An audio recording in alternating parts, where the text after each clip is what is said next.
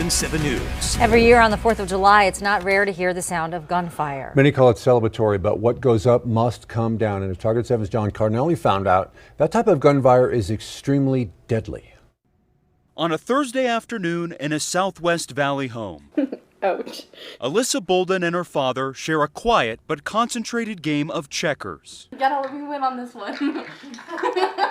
I like hanging out with friends and spending a lot of time with family while I can before I go off to college. Quality time spent with a father. That's it, you got me stuck. Can't go anywhere, you win. As the game ends, Richard and Alyssa sit on the couch and look at photos of a tragic event that happened nearly 18 years ago. It's something that just lives in the back of your mind. But what happened here on Sunbow Ave Southwest on July 4th, 2005 is something that the Bolden family will never forget. That's when we heard what almost sounded to be like a bottle rocket whiz by, and then a thoop, and then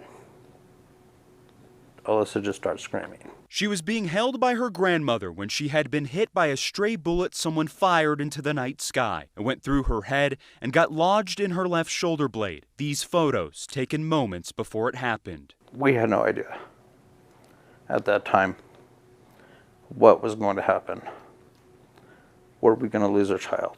Richard quickly drove Alyssa to the hospital. The CDC has found that 80% of celebratory gunfire-related injuries happen to the head, feet, and shoulders. When she got there, she was given a 10% chance to live. Alyssa was rushed into the operating room, and after multiple surgeries, A week later, she actually walked out of the hospital. I would definitely say it's a miracle. the fact that she lived is a miracle. Target 7 found a study conducted by a Los Angeles-based medical center that showed over a 7-year period, about a third of the people who were hit by falling bullets had died, while people wounded by other shootings at the time died about 6% of the time. I mean, it's scary. Statistics on, the number of people that actually survive.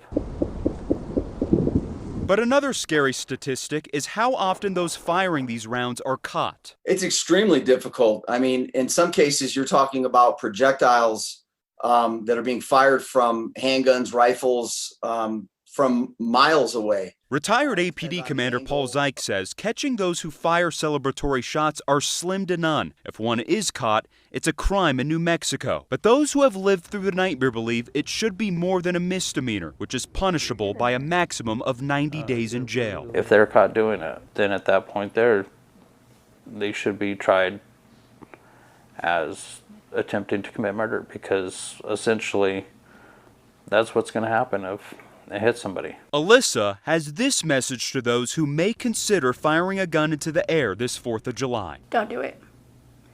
For everyone's sake, don't do it, because your family member could be on the other end of that bullet. A father and daughter grateful they can share moments like this. For Target 7, There's a bee. I'm John Cardinelli.